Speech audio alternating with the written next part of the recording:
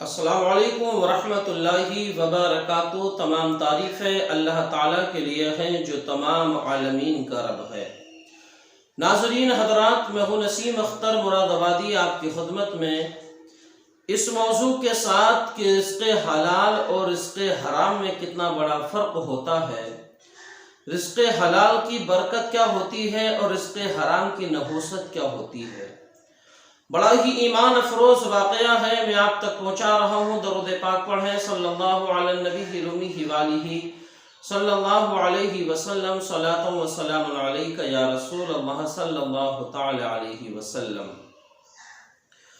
ناظرین اکرام، حضرت ابراہیم بن ادہم رحمۃ اللہ تعالی علیہ بیت المقدس میں 40 دن سے اللہ کی عبادت کر رہے تھے، لیکن آپ کو اپنی عبادت میں مزہ نہیں آ رہا تھا، وہ لطف نہیں مل رہا تھا جو پہلے ملتا تھا۔ ایک دن رات میں بزرگوں کی ایک جماعت مسجد میں حاضر ہوئی، ان میں ایک ان کے امیر تھے، یہ 40 لوگوں کا قافلہ تھا۔ ان لوگوں نے مسجد میں آ کر کے وضو کیا، نماز ادا کی، وہ سارے لوگ بیٹھے، محفل شروع ہوئی۔ ایک شخص نے عرض کی اپنے امیر سے، حضرت مجھے ایسا معلوم ہوتا ہے کہ مسجد کے اندر کوئی اور شخص بھی موجود ہے جو ہمارے قافلے سے نہیں ہے۔ ان بزرگ نے فرمایا کہ ہاں، اس مسجد میں ابراہیم بن ادہم ہیں جو 40 دن سے اللہ کی عبادت کر رہے ہیں، لیکن انہیں اپنی عبادت میں مزہ نہیں آ رہا ہے، لطف نہیں مل رہا ہے۔ اتنا سننے کے بعد میں حضرت ابراہیم بن ادہم مسجد کے کونے سے باہر نکل کر کے آئے اور ان بزرگ سے آ کر کے کہا کہ جب سارا راز کھل ہی گیا تو اب یہ بتا دیجئے کہ میری عبادت میں لطف کیوں نہیں آ رہا ہے، مجھے عبادت میں مزہ کیوں نہیں آ رہا ہے۔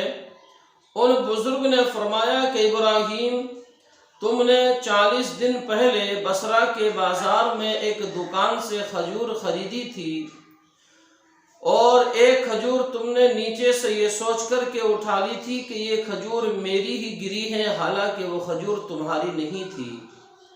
وہ کھجور تمہاری نہ ہو کر کے تمہارے مال میں مل گئی، جس کی وجہ سے تمہیں اپنی عبادت میں لطف نہیں آ رہا ہے، مزہ نہیں آ رہا ہے۔ حضرت ابراہیم بن ادہم نے اس کو جان بوجھ کر کے نہیں اٹھایا تھا، بلکہ دھوکے سے کہ یہ میری ہی کھجور ہے۔ حضرت ابراہیم بن ادہم رحمۃ اللہ تعالی علیہ اسی دکاندار کے پاس پہنچے، وہاں جا کر کے ساری بات رکھی۔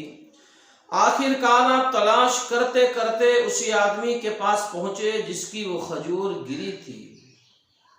حضرت ابراہیم بن ادہم رحمۃ اللہ تعالی علیہ نے اس کی وہ کھجور واپس کی، اور اس کے بعد آپ کو عبادت میں وہی لطف اور وہی مزہ آنے لگا جو آپ کو پہلے آتا تھا۔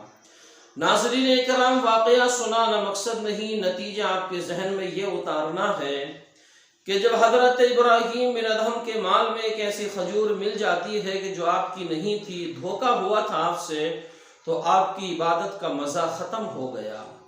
اب جو شخص رزق حلال نہ کما کر کے رزق حرام ہی کمائے، بس اس کو مال و دولت جمع کرنے کی ہوس ہے، کسی طرح سے مال جمع ہو جائے، تو اب بتائیے ایسا آدمی کا دل عبادت کرنے کے لیے کیسے کر سکتا ہے؟ یا اگر وہ نماز پڑھ بھی لے تو نماز میں اس کو لطف نہیں آتا ہے، بلکہ بس وہ ایک رسم ادا کرتا ہے۔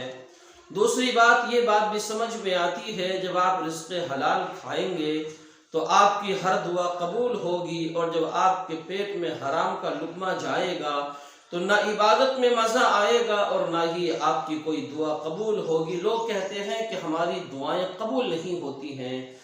ناظرین اکرام، آپ نے کبھی یہ سوچا، یہ کبھی غور کیا کہ ہم جو رزق کھا رہے ہیں، جس کی وجہ سے ہمارا پیٹ بھرتا ہے، جس کی وجہ سے ہماری باڈی میں خون بنتا ہے، یہ ہم نے کہاں سے کمایا ہے؟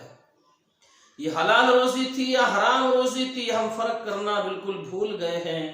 پھر کہتے ہیں کہ نہ ہمارا دل نماز پڑھنے کرتا ہے، نہ ہماری دعائیں قبول ہوتی ہیں۔